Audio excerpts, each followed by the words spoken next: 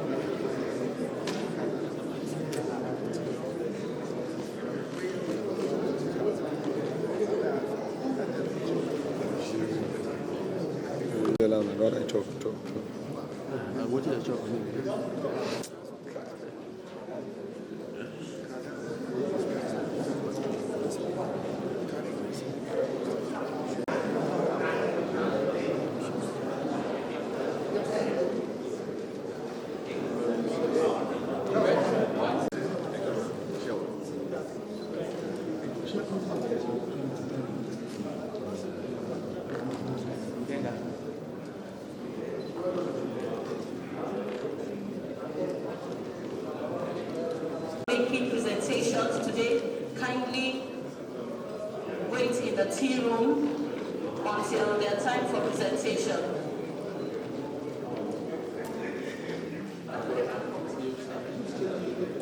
The council meeting is about to start.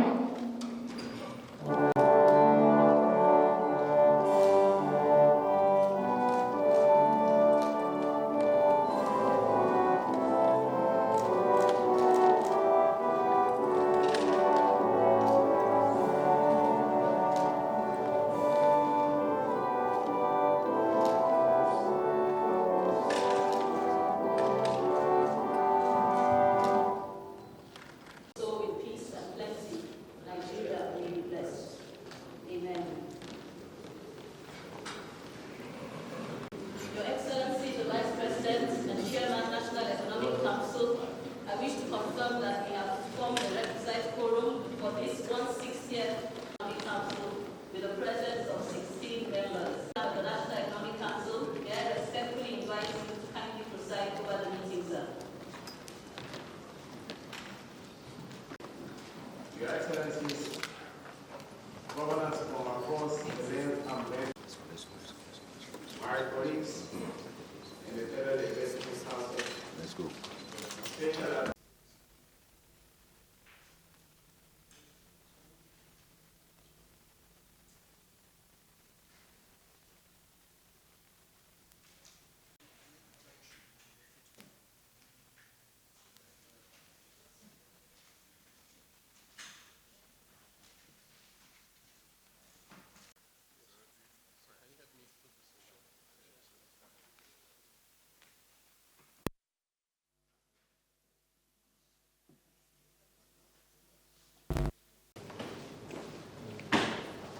Good afternoon.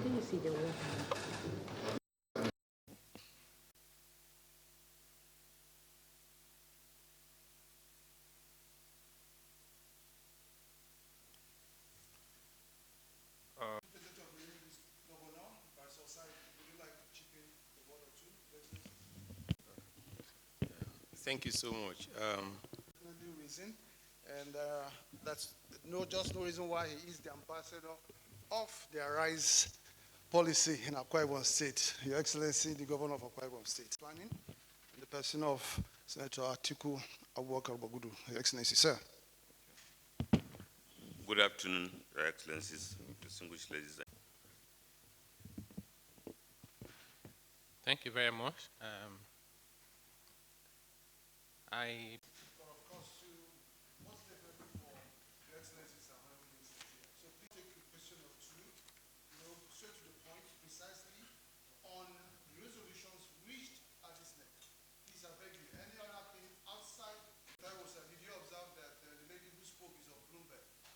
Okay. Yes, so you know what it means if she's endorsing what you're saying, sir. Did I stir it up? It's okay.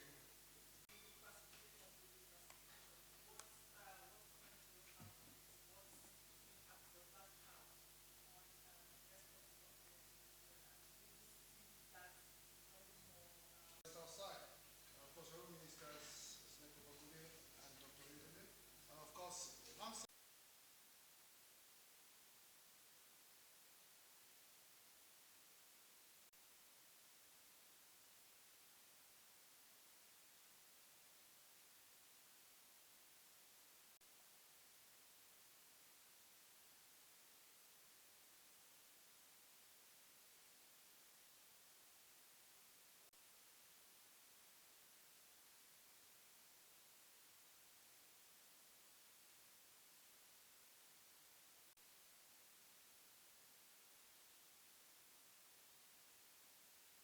The governor had said the Federal Ministry of Finance has committed that by next week, the remainder of the funds needed to pay the contractors will be released.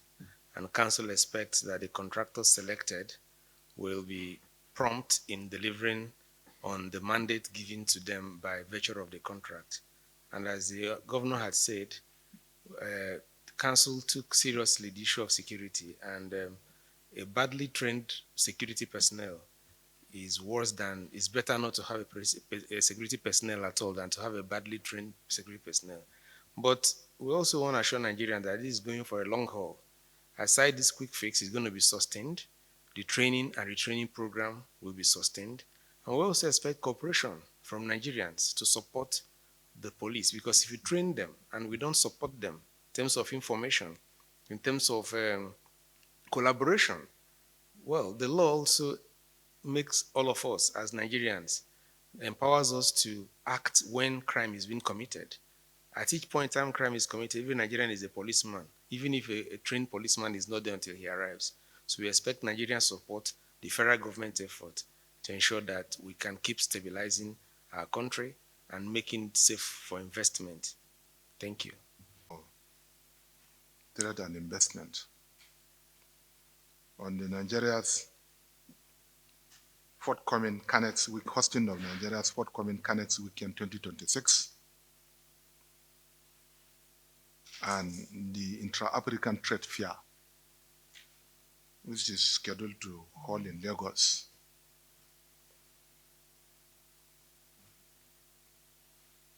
The minister is seeking for the participation of the subnationals in these very important events, with a view to showcasing Nigeria's potentials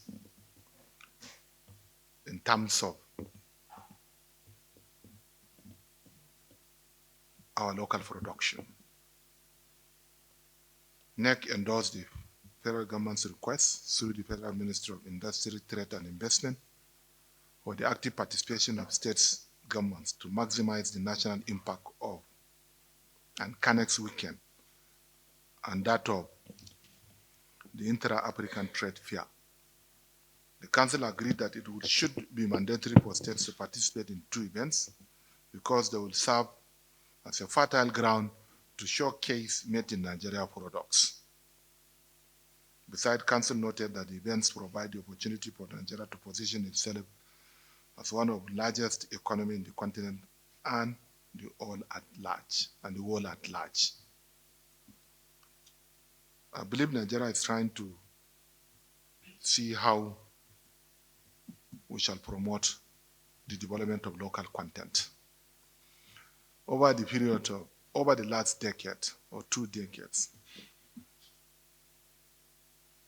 it has been noticed that we have witnessed growth and development in our local content development.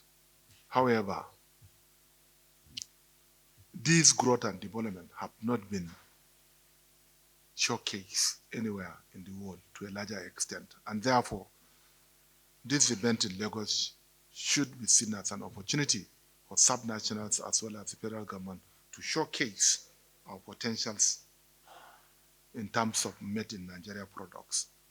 And subnationals have given commitment that, inshallah, states will participate actively with a view to promoting Nigeria in the international market. Thank you very much. The Council called for update on the rehabilitation of police training institutions across Nigeria. And the Council was made to understand that contracts have been awarded for the rehabilitation of the 13 police training institutions, and 80% of contractors have received their award letters. The rehabilitation work is for a period of 3 weeks, aimed at putting the institutions in shape for the commencement of training programs by the police force. And strong efforts are ongoing to expedite action in the release of funds for the actual commencement of the rehabilitation work. You're all aware that the insecurity in the country and our police force have to be trained further, even though we are also looking at state policing, but there is a minimum standard that have been set below which any of our police officers will not go. So training is very, very important, and that is why all of these training institutions have to be put in place in terms of the equipment, the infrastructure that will enable police force to be well trained for the task that is ahead of us. Thank you. Thank you. 60th NEC meeting this morning, the Honorable Minister of Finance and the Coordinating Minister of the Economy briefed NEC on some very fundamental issues, among which was to give an update of account balances as at 26 August 2026. The excess crude account balance is put at 535,823 US dollars. 535,823 US dollars. The stabilization account stands at 90 billion 950 million 700,556 kobo. That is 90 billion 950 million 700,556.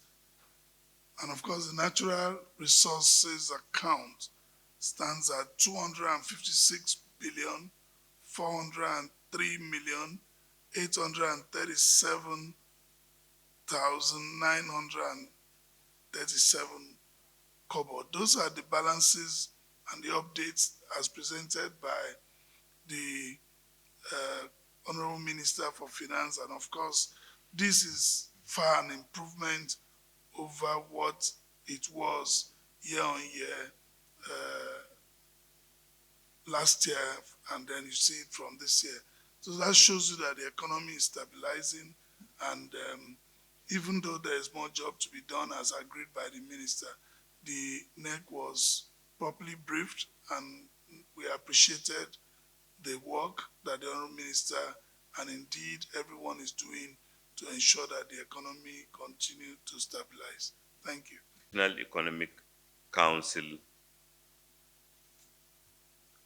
considered a memorandum on the National Social Protection Policy as an instrument for accelerated development in Nigeria. The first National Social Protection Policy was adopted by the country in the year 2017, and it gave birth to a number of social protection policies which were then domiciled in the office of the Vice President. However, in 2019, those programs were all moved and consolidated to create the Ministry of Humanitarian Affairs and Poverty Eradication. Since then, there has been a number of developments. The economy is growing. The need to calibrate social protection has been appreciated better. And in tandem with the 2026-2030 National Development Plan that is to create a $1 trillion economy and include everyone, the Council today considered the revised National Social Protection Policy. Most importantly, the Council noted that social protection is a constitutional responsibility bestowed on the three tiers of government: federal, local government, and states and local government, and therefore they must work collaboratively and cooperatively. And so the Council considered and approved that all social protection measures should be assessed so that they can be calibrated and promoted, and ensure that it is done in cooperation with the states and local governments as the Constitution intended. Coincidentally, the Council had earlier approved a renewed Hope Ward Development Plan that involved the mapping, which has been completed, of the 8,809 wards to determine the economic and social opportunities therein and challenges, so that the prosperity can be taken to all the wards in the country with a whole of society approach: the three tiers of government, the development partners, as well as private sector and the NGOs. Equally, the Council approved the reconstituted National Social Protection Council to be chaired by His Excellency the Vice President, with 6 state governors as members.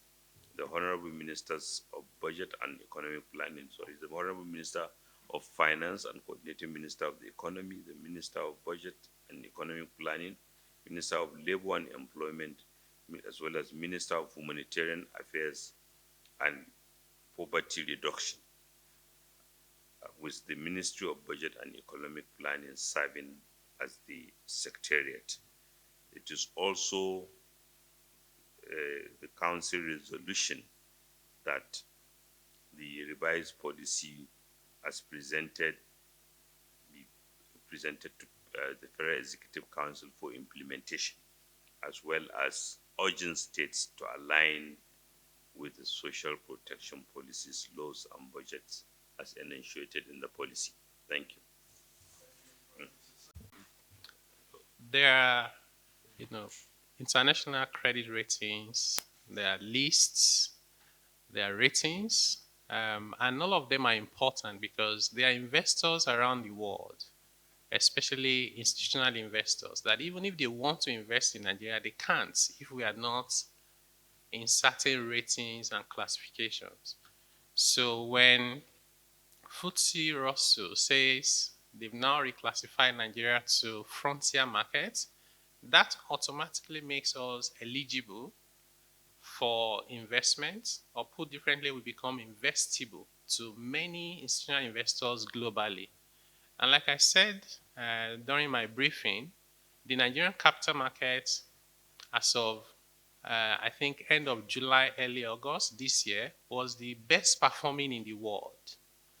We've had a bit of correction in the past couple of weeks, which is normal. But even just in the past 1 year alone, even in dollar terms, the market has returned more than 60%.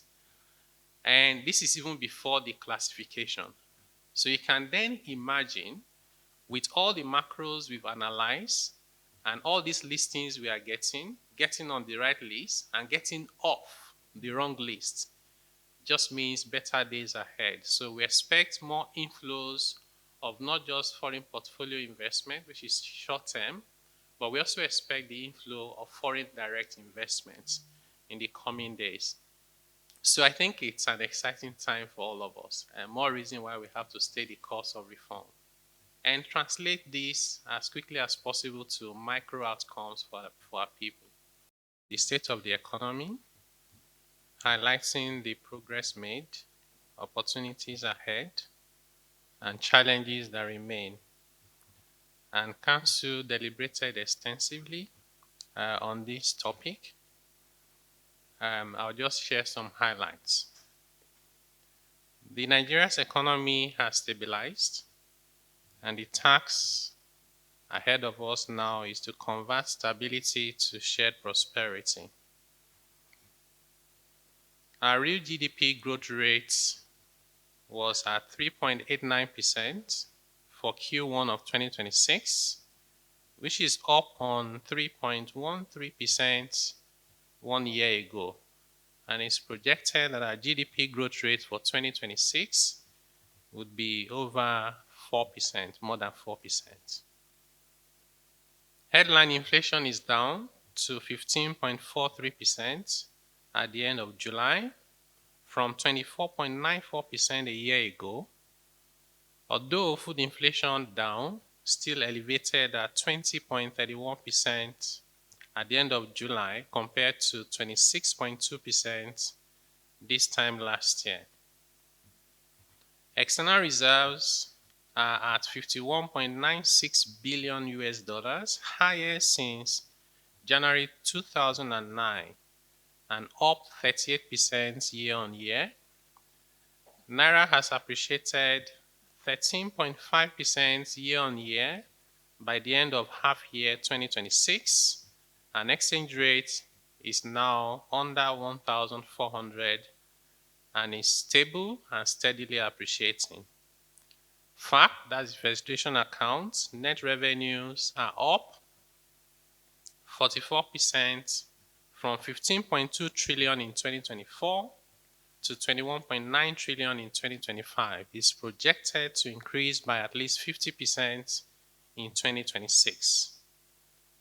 Nigeria recorded trade surplus nearly doubled from 17.7 trillion in 2025 to 34.7 trillion by Q1 of 2026. Total public debt remains moderate at under 37% of GDP, amounting to 159.28 trillion naira.